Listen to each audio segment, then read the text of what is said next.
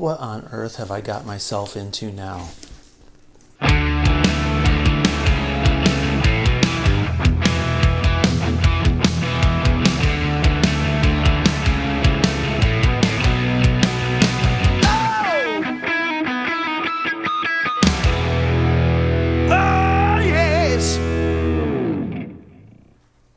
All right, welcome back to the channel. Today we're going to take a look at what I purchased and what I'm going to be building next. So let's take a look at this thing. I'm pretty curious about this. I've never built one of these before. I've built similar guitars to this, but not one quite like this one. And I'm curious about the quality control, the top on this thing. Got a good deal on this particular kit. Paid $200 for this, free shipping. So after tax, we were looking at like $219. So I figure that was a pretty moderate risk, since some of these guitar kits can be sketchy. So let's take a look at what we have here.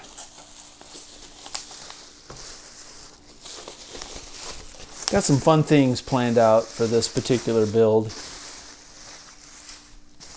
which I will fill you in on here in just a minute. Let's take a look at what we have. All right, cool. So what this is is a fake Paul Reed Smith. Not really a PRS guy.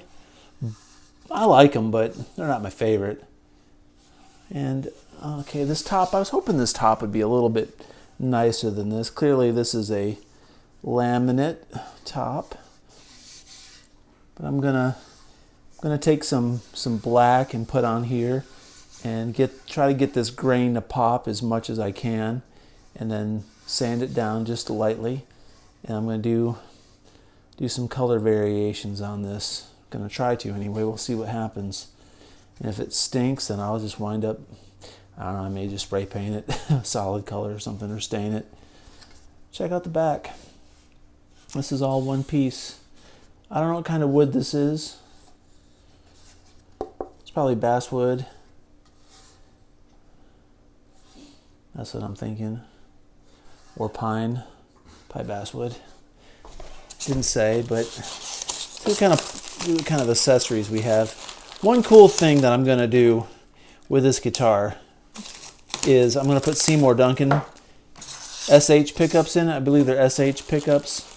These kits come with really, really bad pickups. The pickups that these things contain are microphonic typically, so I'm not going to use the factory shipped pickups. That's what they look like. Your standard Chinese pickups. I mean, they may sound good, but I'm going to put Seymour Duncans in this. I have some Seymour Duncan pickups that I've had laying around for a while, so I'm gonna use them.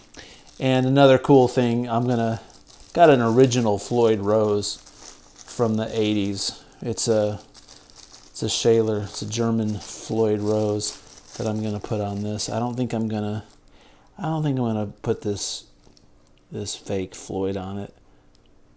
It says licensed under Floyd Rose, but I think that's just to make people feel better about putting these on their guitars. But yeah, I don't think I'm gonna mount it with this thing. I'm gonna put that Shaler on it if it fits. It should. This particular whammy bar is pretty much interchangeable with any Floyds, and I've actually got some good pots and a good three-way switch. These aren't bad. I mean, these will work in a pinch, these Chinese parts, but I've got a real Switchcraft and some nice Emerson long stem pots that I'm going to stick in this thing. But it's got all the hardware. We've got the springs for the tremolo. I like how they pack these strings in here, these strings. And just wrapped in a little baggie. Got the strap buttons. Looks like everything is here. We've got the jack plate, bunch of little tiny screws for either the tuners, or probably not the tuners, probably actually the plate for the back. Maybe a little bit of everything. There's the one thing I like about this. Here's the tuners. This one's got like Chinese kidney bean style tuners. It doesn't have the typical tuners that you get like with the Fenders and the Super Strats. So that's nice. I'm glad they did that. Here's the spare parts for the tuners. Hopefully all those tuners work and spin decently. I haven't had really any trouble with tuners in these kits. Too bad. Some nice speed knobs.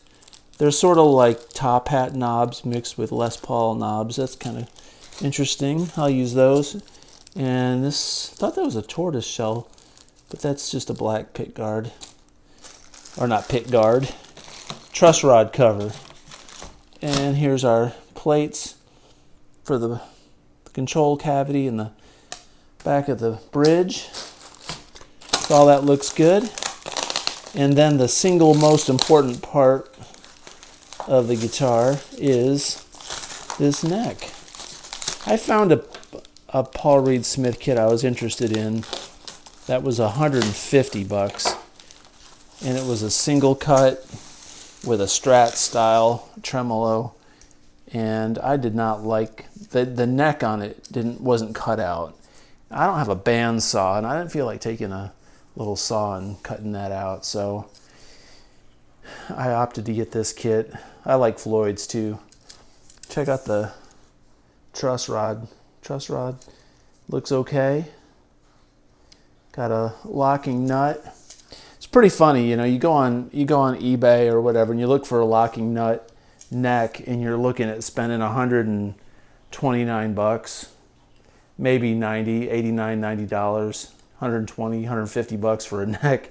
I got this whole kit for $200, and this has got a neck in it. I was a little bit worried about what these bird inlays would look like, but these actually look pretty cool. They kind of have blue and green in there. They're not stickers. They're not like decals. They're looks like little pieces of plastic or something that's inside the neck.